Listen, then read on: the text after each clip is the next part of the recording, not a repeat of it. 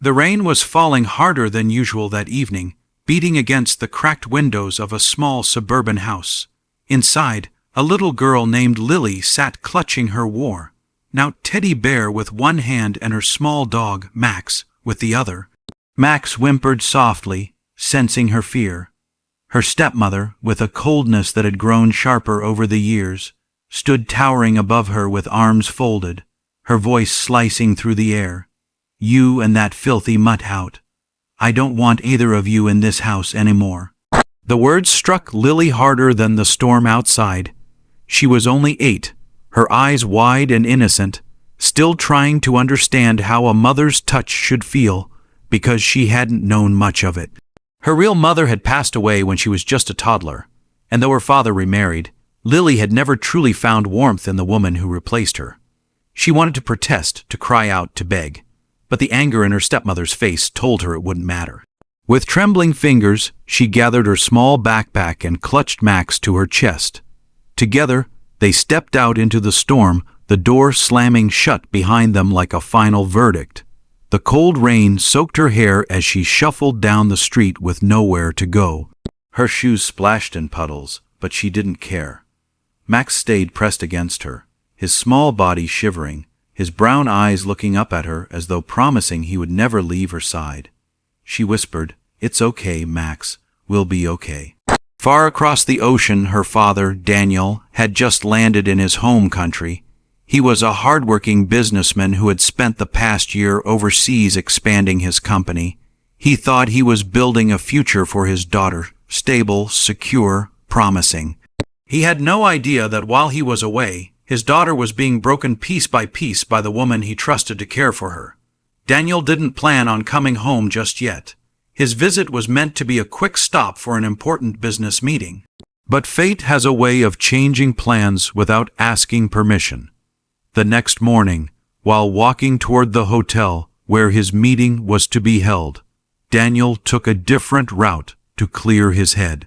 The weight of business deals and contracts pressed heavily on him, but something deeper pulled him that day, something unexplainable. He found himself on a quieter street when he noticed a small figure sitting on a bench, drenched, shivering, clutching a little dog. At first, he thought it was just another lost child, but as he stepped closer, something in his chest tightened. The shape of her face, the way she held herself, it was familiar. His heart skipped. Lily. His voice cracked, uncertain, almost afraid to believe it. The little girl looked up, her eyes wide. Her lips trembled. For a moment she thought she was imagining it, but then she heard it again. "Lily, it's Daddy." She dropped her bag and ran straight into his arms, sobbing into his chest. Max barked and wagged his tail, as if sensing the reunion was heaven sent. Daniel hugged her tighter than he ever had, pressing his lips to her wet hair, feeling both relief and anger flood him at once. Relief that he had found her, anger that she had been left like this. Between sobs, Lily whispered, "She said we couldn't stay. Me and Max, she told us to leave." The words hit him like thunder. His little girl had been abandoned, pushed into the storm like she was nothing. He felt his chest tighten with fury, but he held her closer, his voice soft and steady. "You'll never be without me again. I promise." What Daniel didn't know was that his meeting, the very one he had flown across continents to attend, was supposed to be the turning point of his company. But in that moment, the real turning point was holding his daughter in his arms. Nothing else mattered. The world could wait, deals could wait, money could wait. They walked together, Daniel carrying her bag, Lily holding Max tightly. As they passed by familiar streets, neighbors peeked from their windows, whispering, surprised to see the businessman home unexpectedly, carrying his daughter like she was the most precious treasure in the world. And she was. Later that day, he walked back into his own house, Lily clinging to his hand. Her stepmother, shocked to see him, fumbled for words, but Daniel's face said everything. Calm but unyielding, he looked her in the eye and said, "She's my daughter. If you couldn't love her, you had no right to hurt her." For the first time, Lily felt safe. She didn't need to understand adult conversations or consequences. All she knew was that her father came back for her, just in time. The storm outside had ended. The sky, once heavy with clouds, opened to soft rays of sunlight breaking through. Lily stood by the window later that night. Max curled at her feet and whispered, "We're home now." Her father walked in quietly, watching her with tears in his eyes. He had thought success was measured by the contracts he signed, the money he earned, the recognition he gained. But now he knew the true measure of success was being there, at the right moment, when his little girl needed him most. Daniel knew that night would change everything. He sat beside Lily's bed as she slowly drifted into sleep, Max curled like a small guardian at her feet. He smoothed back her damp hair and whispered, "I'm never leaving you again, sweetheart." She stirred and gave a faint smile in her dreams, and his heart ached with both regret and overwhelming love. The next morning, sunlight poured into the house. Lily woke up to the smell of pancakes, her father in the kitchen, clumsily flipping them the way he used to when she was much younger. Max barked happily, wagging his tail, as if celebrating a new beginning. For the first time in years, the house didn't feel heavy with silence or coldness. It felt alive.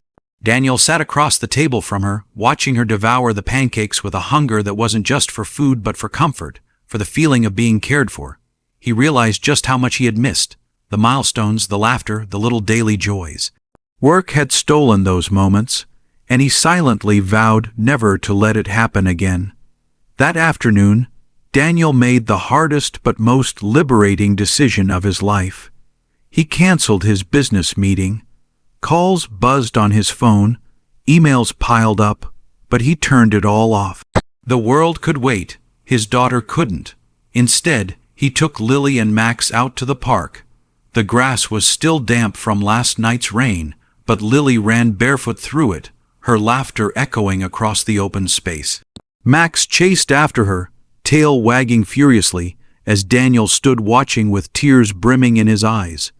People passing by smiled at the sight, a father rediscovering his child, a child rediscovering her joy. As days turned into weeks, life began to bloom in ways Lily had never experienced. Daniel enrolled her in a dance class she had once mentioned wanting to try. He walked her to school, hand in hand, every morning. They visited ice cream shops, built pillow forts in the living room, and told bedtime stories that stretched long into the night. The coldness of her stepmother faded into a memory, a shadow that no longer had power over her. Daniel filed for separation, determined to build a life where Lily would never again feel unwanted. One evening, as the sun dipped behind the horizon, Lily crawled into her father's lap while Max snuggled at their feet. She looked up at him and whispered, "Daddy, this feels like a dream. I don't want to wake up." He hugged her tightly, kissing her forehead. "It's not a dream, sweetheart. This is our new beginning." And it was. Their home filled with warmth, laughter, and unconditional love. The little girl who once stood alone in the storm with her dog was now safe in the arms of the one person who would always fight for her. The ending wasn't just happy, it was healing.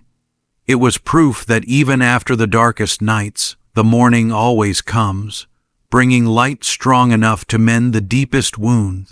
And as Lily drifted to sleep once more, Max at her side, her father watching over her, it was clear.